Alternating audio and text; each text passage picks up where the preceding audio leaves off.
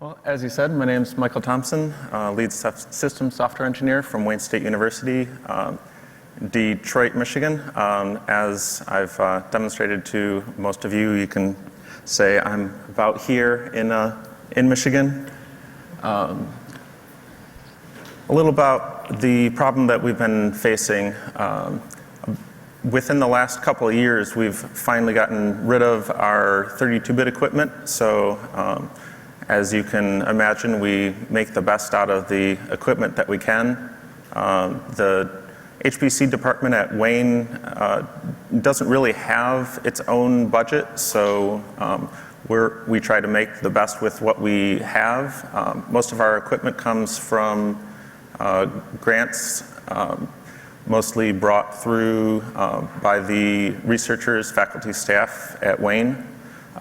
So by the removal of all the 32-bit equipment, that created a little bit of a problem for us because we didn't really have a place for the undergrads and users that really didn't need a whole lot of compute. So they ended up, their jobs ended up on high resource, high memory, high bandwidth nodes that just really didn't need that amount of resources. So that coupled with the need to be able to handle usage spikes and resource availability that had, say, high transfer rate, high throughput to the Panassa storage, et cetera, that brought us to looking for a way to solve the problem. So in trying to determine how to solve the problem at hand, we looked into both in-house and cloud offerings.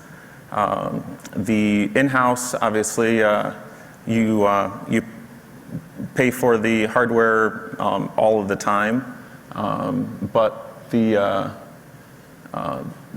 CPU usage is considerably cheaper per hour when you're using it, and vice versa with the cloud. So trying to determine the most economical way to accomplish meeting our goals while keeping our costs down, we came up with a method to determine what the best config for us would be. So in determining this, what to purchase and how to make the best out of what we have, we used a number of assumptions, such as the cost for us for power, which in your situation you would have to determine what these numbers are for you. I believe the power for us at Wayne is considerably cheaper than average because we get our power from actually the Detroit lighting instead of the main power grid, which gives us a considerable discount, but we need to factor in the high likelihood of interruptions in power, which we see somewhat regularly. In consideration between in-house and cloud, I believe it's reasonable to say that the amount of work and effort from employees to make the cloud versus the in-house hardware to be roughly equal. The time spent on either environment is roughly equal. And then for the in-house, you need to make sure you have available cooling and physical rack space. Some requirements that we set were that the equipment should be at least 2.6 gigahertz cores, and there should be up to 2 gig of memory per core as a ratio. We found that the lifespan of our hardware is about 5 years, and in our cost comparisons, we assume about a 35% discount off of the like online pricing for in-house hardware. So to find the best bang for the buck for our hardware, we started by analyzing our usage within the HPC environment at the university. And as an example, the way that this is listed is about 1% of the time we're using only about 1,000 cores. 3% around 1,500 cores, as you can see on through every now and then peaking at the need for 6,500 cores. Determining the facility costs, the kilowatt hour is pretty easy to figure out. Just look at your utility bill. And then the amount of air conditioning required for that hardware, you pretty much have to add about 42.6% of the cost to power the equipment in cooling costs. Researching options to handle the compute. Using the other data I just mentioned, we found that the annual cost per CPU core compute hour ends up, if used 24/7, 365 for a year, the Amazon AWS at approaching $500. Rescale, competitor for Amazon, about $262. And then purchasing new, I compared the R430 with a C6320. There are different form factors for similar spec systems. And while actively using the hardware, it's cheaper for the C6320, and it flip-flops when you consider the idle time usage, which I found interesting. And then what really struck us is the availability for purchasing used hardware. So assuming a 5-year useful life cycle, if you're purchasing used hardware that has already lost 2 of its years, you're using years 3, 4, and 5. The cost of one CPU running 24/7, 365 ends up only being about a little over $10, and then idle a little bit less because you're not using that power. In order to determine what we needed to buy, if you graph out along the left-hand side, that's the total cost for the total requirements. If you, for example, used entirely cloud to handle all of your work, you're going to end up spending over $1.4 million in the Amazon cloud, versus it flatlines zoomed in to just $100,000 so that we can actually see what's going on. You find that there's a sweet spot around purchasing 4,000 cores for the example that I showed previously. You end up spending about $8,000 in power and cooling for in-house idle hardware, about $30,000, $31,000 for in-house hardware that is actively being used, and about $12,000 in cloud services for about less than $51,000 over the course of the hardware.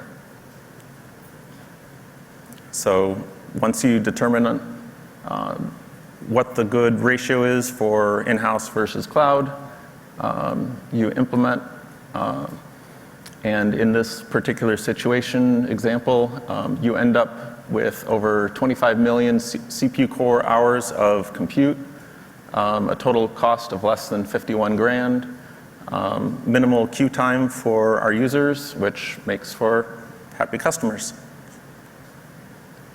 Thank you very much.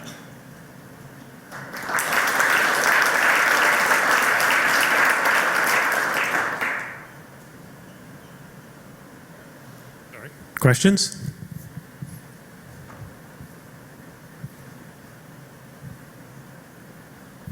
Hello, I'm Jeremy from Altair.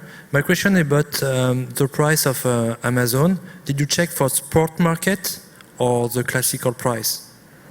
The Amazon, this is kind of the spreadsheet that I used for... Is the slide ready for this question? Yes. Sorry, okay, go on. The pricing, I checked within the last week, and this is the pricing that I was able to come up with. So I didn't leave any out. These are all the HPC recommended configs for Amazon AWS. And the last two columns on the right are columns that I added, which are just simple, the cost divided by the number of cores and the gigabytes of memory per core. And while, as you can see, there's a list of different offerings from Amazon, the amount that you end up paying per core is roughly static. You can do better with spot instances, or there's other ways of getting some cheaper CPU time from Amazon, or there's a number of other offerings. I mentioned resize, but in the grand scheme of things, the cost difference between the in-house and cloud is night and day. So whatever numbers you really fill in, you'll change the ratio a bit, but the end result will be about the same. Okay.